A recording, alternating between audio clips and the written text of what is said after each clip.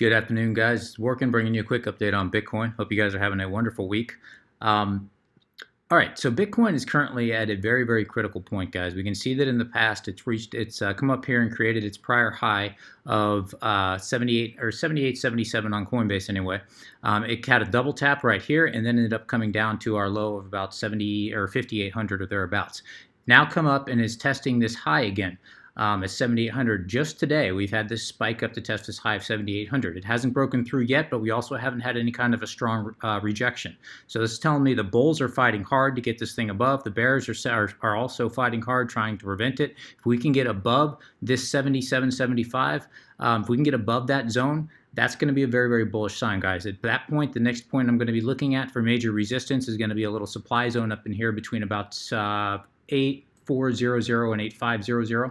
Or excuse me, 8,400 and 8,600, somewhere thereabouts. Above that, there's another little supply zone right above that between 8,700 and about 8,880. So those are the two resistance areas that I'm looking at above that. In between now and then, though, guys, we've got to break this about 7,775, 7,780 resistance. Okay, if price does end up breaking down, what are we looking at below there? Well, we can see that the prior low, we can see a prior resistance was sitting somewhere around 7,100. I believe that is a very good logical place for a correction. The reason I say that is, guys, if we look at this from an Elliott perspective, let me just zoom in. Okay, if we look at this from an Elliott perspective, what do we got? We've got our 1, 2, 3, 4, and 5. Okay, why am I putting the 3 up here? I'm putting the 3 and not over here, for example. I'm putting the 3 up here because, as I said on my last video, I think it was the last video or the one before that, this when the candle came up and perfectly hit the top here, that was a perfect 1618 fib level. So we know algos were targeting that. Algos got that target, and then we started correcting from there. So that that can't just be coincidence. Probability-wise, I've got to count that as my third wave. Okay, it doesn't mean it has to be in cement, but all we have is probability. That's all we have, guys. That's it. That's all there is in trading. And probability tells me that was my third wave. So if that was my third wave, did I only get a small correction down here? I mean, let's go ahead and see how far that was. That was, all right, lotus swing high, and that third wave, that was just below our 236. We can see the body was right at 236, but that was just below our 236. Didn't even get to the 382. So, you know, while that's certainly possible, and especially in this bullish market where we're starting to get emotions start taking over, you can see it in price. We're getting FOMO. People are saying this might be it. I don't want to miss. They're starting to dollar cost average into long positions, holding the price up. We were all expecting to see somewhat of a drop when price reached up in this zone up in here. We were expecting to see a decent correction. We haven't gotten it, at least not yet. We may not get it. But if I look at this as my wave 3, now we've got this prior. Now we've got price today. Our candle today came above this wave 3. So is this now the top of wave 3, or are we starting a wave 5? Again, all we have is probability, guys. This could be the start of our 5th wave, and we'll know soon enough. If price ends up crashing above this resistance zone here, then we'll know that this was the start of our 5th wave. In the meantime, let's look and see if we can make a case for price breaking down. And to create more of again, probability-wise, our wave 4 is going to go somewhere in between the 382 and the 0.5. We know that our wave 2 hit almost perfectly just below by a wick of the 618. So that means our wave 4 is likely not going to retrace quite as much, putting our target between about the 382 and the 0.5. So if we assume that the target's going to be between the 382 and the 0.5, and not this shallow retrace, then how can we reconcile this price raising up higher than our wave 3 here? Well, it's simple. We can do, there we go. We've got we're looking for an ABC correction, so we've got our A, our B, and now we're looking for a C somewhere between the 382 and the 0.5. How can wave B go higher than our third wave? Well, we could have an extended B wave. That is perfectly technical and actually not very uncommon, especially in a bullish market.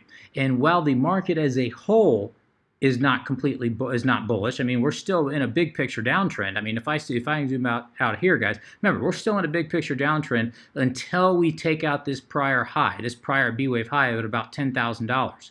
Now, we're currently flirting with the top of this descending resistance line here. Don't forget that. We are certainly flirting with that, and if we can break above that, that's going to be a massive win for the bulls, guys. Massive win for the bulls. If that does happen, I'm going to stop. This is no longer going to be my primary. I'm going to no longer be looking for an A, B, C, D, E. I'm going to now start looking at this as an ABC, looking at 5 waves up. Doesn't mean that that will invalidate the ABC, or excuse me, the A, B, C, D, E. This will not be invalidated. We can still get something like this. We can still have it come up here and then back down for our E wave. Until we take out this prior high of our B wave here. So in other words, until we get somewhere up above 10,000, at that point, that will invalidate this A, B, C, D, E. However, if we break above this massive yellow descending resistance line, guys, I'm going to start making this, this will no longer be my primary. My primary will be an ABC, and I'll be looking for 5 waves up, even though my secondary will still be the A, B, C, D, E until we get above this wave B. So anyway, coming back in here to our daily chart here, looking for the ABC in a bullish market, and this is a short-term bullish market. It may not last, but it's certainly, at the very least, short-term bullish market. We can definitely allow for our extended B wave. So we've got an A, B, and we'd be looking to come down for a C. Now, do I have any more evidence that tells me that price might break down? Let's look at our indicators.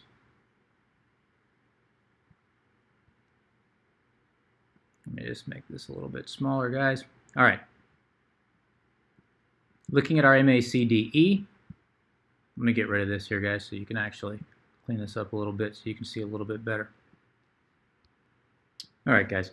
All right, I went ahead and zoomed in on the 4-hour chart here just to save some time. Looking at the indicators, guys, we can see that price has created, let me cut off, I'll even cut off a wick here. We'll see price has created a series of, or we can see from here to here, price has increased, obviously. And from looking at our histogram, we can see that our histogram, we've got what? Bearish divergence. Look at our RSI. We've got what? Bearish divergence. Look at our stock RSI. We've got what? Bearish divergence. So this is screaming for a pullback. Does that mean it's going to happen? No, it doesn't. Doesn't mean it's going to happen, but probability-wise, and again, that's all we have, probability-wise is that yes, it more than likely is going to pull back. Now, where is it going to pull back to? Well, as I showed you guys, more than likely it's going to pull back into that 236 or excuse me, the 382 to the 0.5 fib. So where is that again? That is swing right at our 382 to the 0.5. That's going to be somewhere right in this zone. So somewhere between, call it 69 and 7100, that's going to be our target for a pullback in our correction. Now, again, guys, this market has defied basic TA so many times in the past during bull runs, especially at the start of a bull run. You know, again, when FOMO takes over, anytime FOMO takes over or FUD takes over, guys, and we've had our share of FUD, that's pretty much exhausted, and now we're getting into the FOMO phase. Anytime FOMO takes over, guys, you know, that can be the spark of a massive bull run, and that can take any TA right out of the picture and just, you know, sky would be the limit. Until that happens, though, until we get these major breakouts, we got a lot of resistance to go through, guys, and until that happens, I'm going to be looking for a pullback for our wave 4, somewhere between 69 and 70 or in 7100. Somewhere that's our probability zone. Doesn't mean it's got to go that low. Doesn't mean it has to only go that low, but that's our probability zone. Okay, so zooming back out to the daily, guys, if we end up breaking below that zone, if we end up breaking below between about 71 to 6900, the next zone that we're going to be looking for below that is the neckline of our inverse head and shoulders. Oh, sorry about that. Let's see, right around. Okay, it's going to be right around 6,800 or thereabouts. We can see that this was our inverse head and shoulders. For those of you, I don't know who have missed it, but just in case, for the one person that might have missed that, there you go. And below that, guys, if we end up breaking below that 6,800 neckline, at that point, guys, we're going to probably start looking at creating at least coming back and retesting our low of about 5,800 or thereabouts. But again, long way to go until we get there, guys. So these are kind of the zones that you're going to be looking for, both up and down. If we do end up breaking up, guys, what's going to be a target for this 5th wave, assuming that this is our 5th wave? The target for that 5th wave is going to be somewhere in the neighborhood of about 8,800.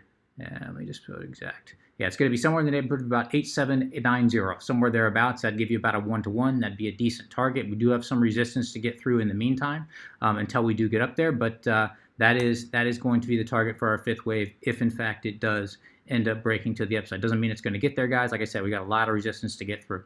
All right, looking at our prior swing high, let's go ahead and pull our fib. from our swing high, swing low. We can see right now price is sitting where, if we use this as our pivot high right up here, our pivot, this prior pivot high, which was right here, we can see that its price is taken out, went above the 618, which tells me as soon as price ends up breaking above that, algos are starting to shift are starting to pick targets to the upside. So that's a bullish sign that we broke through. So we step one up. We go to the next pivot high and we see if we can see any kind of relation to price, and we can see that we do in fact have relation to price. We can see the price is sitting right at the 618 right now.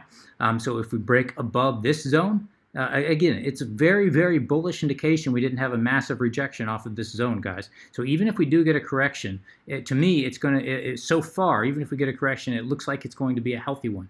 The bears are so far are looking fairly weak. Now, again, I'm hesitant to say that. As soon as I say that, the market's going to turn right around. But so far, guys, the fact that we haven't had a bounce off this zone is very, very, very bullish. So if we can break above this, we can get above this this zone, even above the golden pocket, as I said, somewhere in the neighborhood of 79, 8,000. Then I believe we have a good chance of at least hitting this supply zone up in here, right around 8400, 8500. Above that, guys, bigger picture, we're looking at our ultimate swing high, at least for this latest downtrend, and that's going to put that right in this, again, this supply zone of about, call it 8,500. We'll split the difference and call it 8,500. That's where our golden ratio, our golden pocket is going to be. That's where we're going to have to end up breaking past for algos to start picking targets to the upside. If and when that happens, I'm going to start getting extremely bullish, guys. If we can break above 85, call it 8,500. If we can break above 8,500, that's a very, very, very important zone to break above. If we can get above that, guys, then targets are going to start, and then algos are going to start picking targets to the upside, and we can just start snowballing uphill. And that'll be an amazing sight to see. So anyway, guys, those are my quick thoughts for now. If you have any comments, questions, suggestions, please let me know in the comments section below. And until next time, guys, please have a great week. This is Workin, signing out.